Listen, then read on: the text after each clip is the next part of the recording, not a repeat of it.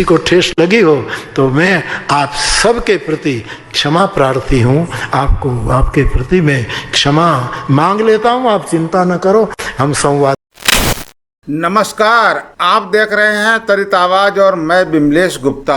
काशी नगरी से इस वक्त की बड़ी खबर सामने आई है और वो भी जुड़ी हुई है सनातन धर्म से। प्रसिद्ध रामकथा वाचक मोरारी बापू ने आज काशी के संत समाज और विद्वत जनों से क्षमा मांगी है। अब क्यों क्षमा मांगी है, ये पूरा मामला क्या है, हम आपको बताते हैं। पूरा मामला उस समय शुरू हुआ जब वो मोरारी बापू अपनी पत्नी के निधन के बाद ही सूतक काल में काशी पहुंचे और उन्होंने काशी विश्वनाथ के दर्शन किए, जलाभिषेक किया और कथा का वाचन भी प्रारंभ किया। इसी पर काशी के कई संत और विद्वत समाज ने आपत्ति जताई और उन्होंने कहा कि अभी आपकी पत्नी की मृत्यु हुई है और आप सूतक काल में ही कथा वाचने आ गए, जबकि सूतक काल में मंदिर में प्रवेश और कथा वाचन परंपरा के विरुद्ध है, ये सनातन के खिलाफ भी है। इन विरोधों के बीच रविवार को रुद्राक्ष कन्वेंशन सेंटर से व्यासपीठ पर बैठे मोरारी बापू ने सभी संत जनों से हाथ जोड़कर क्षमा याचना की और अपनी क्षमा में उन्होंने कहा कि हम यहाँ आए, शिव जी महाराज के दर्शन किए,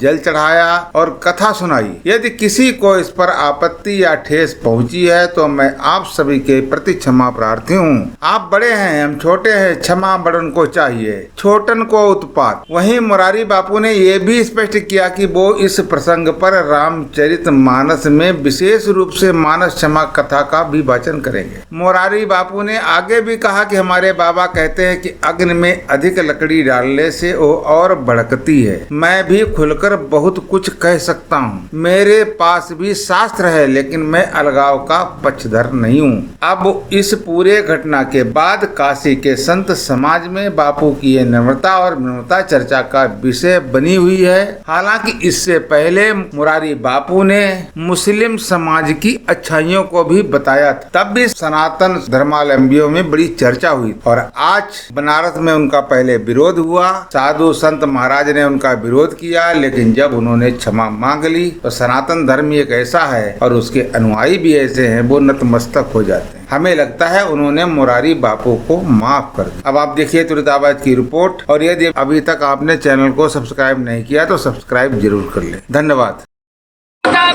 मुर्दाबाद मुर्दाबाद।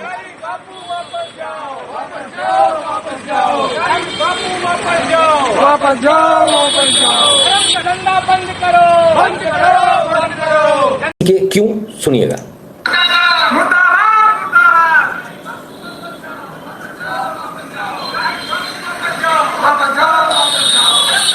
मुरारी बापू मुर्दाबाद, मुरारी बापू वापस जाओ। किसी संत के खिलाफ में इस प्रकार से या कथावाचक के खिलाफ में इस प्रकार से प्रदर्शन मैंने भारत में शायद पहली बार देखा है। हुआ क्या मामला, वाराणसी पहुंचे हैं मुरारी बापू और वाराणसी में उन्हें अपनी कथा वाचनी है, लेकिन उससे बड़ी बात यह है कि अभी 2 दिन पूर्व ही इनकी पत्नी की मृत्यु हुई है और ऐसे में वो व्यासपीठ पर कैसे बैठ सकते हैं, इसको लेकर भयंकर विवाद हो गया। लोग बोले सूतक में आप कैसे ऐसा काम कर सकते हो। बात तो सही है।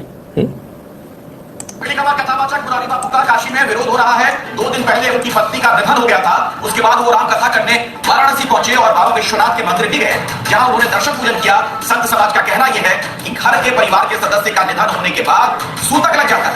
इस काल में पूजा नहीं होती, दर्शन नहीं करते हैं लोग, कथा नहीं कही जाती है।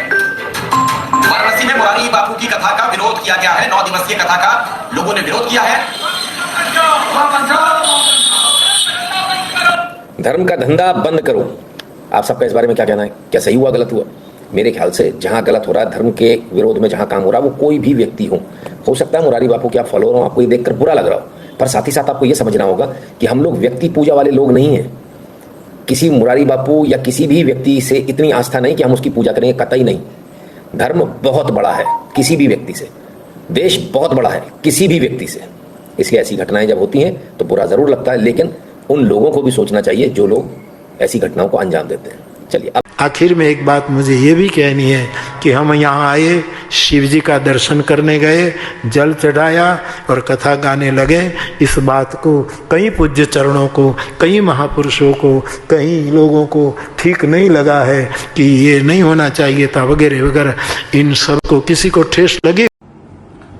काशी में प्रख्यात कथावाचक मुरारी बापू के द्वारा सूतक की परिस्थितियों में राम कथा कहना घोर निंदनीय है। जब व्यक्ति धर्म से ऊपर उठ करके अर्थ की कामना से इस प्रकार के आचरण करता है, यह समाज के लिए निंदनीय हो जाता है। पूर्व में भी यह जानते हुए कि 32 प्रकार की अग्नि होती है, लेकिन उन्होंने चिता की अग्नि के सामने फेरे दिलवा करके विवाह कराए थे। तो मंगल को अमंगल से रिश्ता जोड़ना और उसकी गलत व्याख्या करना और व्यासपीठ पर बैठ करके अल्लाह मौला करना, यह आचरण शोभा नहीं देता है। व्यासपीठों की मर्यादाओं को बना करके रखेंगे तो ज्यादा ठीक होगा। हाँ, सूतक 4 लोगों को नहीं लगता है, ब्रह्मनिष्ठ यति को नहीं लगता है, ब्रह्मचारी को नहीं लगता है, राजा को नहीं लगता है, और प्रतिदिन अग्निहोत्र करने वाले को, तो अग्निहोत्री का जो अधिकार है वो सपत्नीक है, न कि अपत्नीक है। तो मुरारी बापू को यह बताना चाहिए कि इन चारों में वो क्या है। दूसरे, कौन सी ऐसी बैरागी परंपरा है कि जो 16 दिन से पहले समष्टि और षोडशी का भंडारा करती है, जिसके यहाँ पिंडदान हुए बगैर जो है, कौन सा ऐसा परंपरा है? सिर्फ संन्यास परंपरा में जीवित ही स्वयं का श्राद्ध किया जाता है, बीरजा होम होता है। बैरागी परंपरा के अंतर्गत तीनों वैष्णव अखाड़े और 3 सिखों के अखाड़ों में भी 16 दिनों की षोडशी तो सन्यासियों की भी होती है 16 दिन पर ही, परंतु बीरजा होम उनका हुआ रहता है, इसलिए त्रिपिंडी श्राद्ध नहीं होता है, शेष का त्रिपिंडी होता है। तो मुरारी बापू समाज को धोखा मत दें और धर्म को धंधा में मत बदलें, यही बेहतर होगा।